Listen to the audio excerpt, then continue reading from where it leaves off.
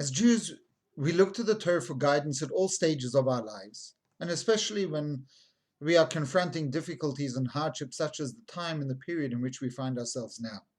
It's very interesting to note that in the parasha, which is called Tazria, which literally means to sow, the entire content relates to a person who had spoken Lashon Hara, and as a consequence of which developed a certain leprosy either on his body, on his clothes, on the house itself.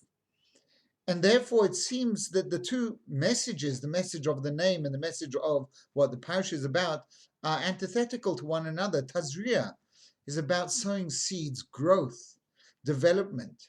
When you sow a seed in the garden and you see as it develops and it grows into something majestic and something beautiful, it's positive, it's life. And on the other hand, the entire parasha talks about the isolation ultimately of an individual, pretty much like many of us are experiencing today. So how is it that we can have two such diametrically opposed themes and messages? And the answer is actually very profound and very beautiful. Because really, even at in the height of our hardships and our difficulties, is the kernel of sowing some greatness, of growth, of a new life that is going to generate out of it. And in actual fact, that is very thematic with the whole idea of this particular portion, because if the leprosy actually goes into the home, goes into the house, what they sometimes had to do is they had to bash down the entire house.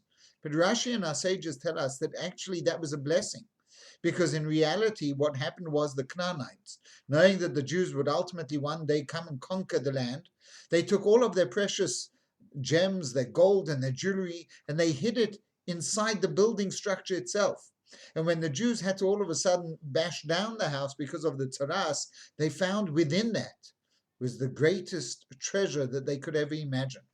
And that is precisely the idea of Tazria and Metzora, the idea being that even in our hardship and our difficulty, at its very core, at its very heart, is the kernel of growth, is the kernel of blessing, is the kernel of goodness.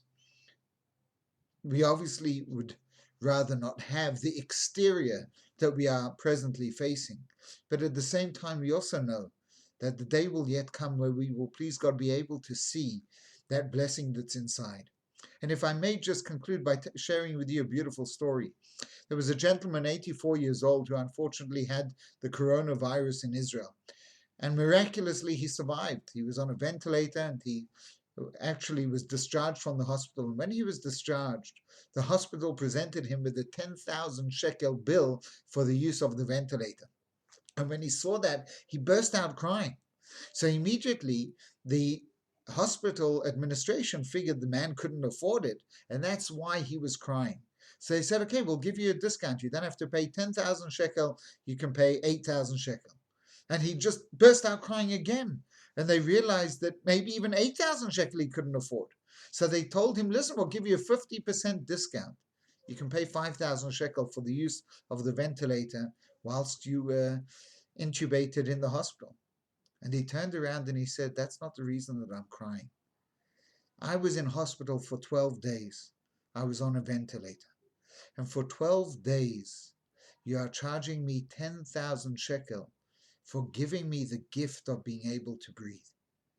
For 84 years, God has given me the gift of being able to breathe. Could you imagine what kind of a bill I owe to God?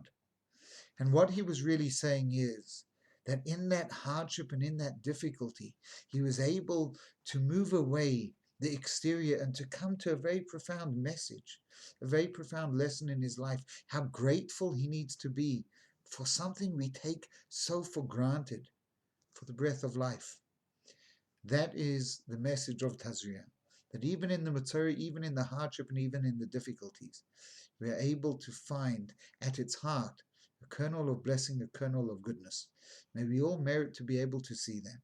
May Hashem protect all of you and grant you all good health and happiness. May we learn to appreciate the gifts that Hashem gives us.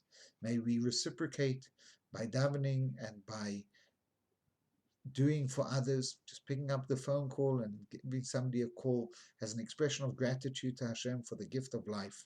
And please God, may Hashem see that and remove this machla, remove this disease from us, from our community, from the country, and from the entire world. I wish you a wonderful Shabbos, a guten Chodesh. This is the beginning of the month of Iyar. Iyar is the acronym Ani Hashem Rofecha, I am Hashem who heals you. May God provide a healing to all those who need it. May He provide a healing to the world. May He provide a healing to the economy. And may we merit to be able to be together physically soon in good health and in happiness. I wish you all a wonderful Shabbos.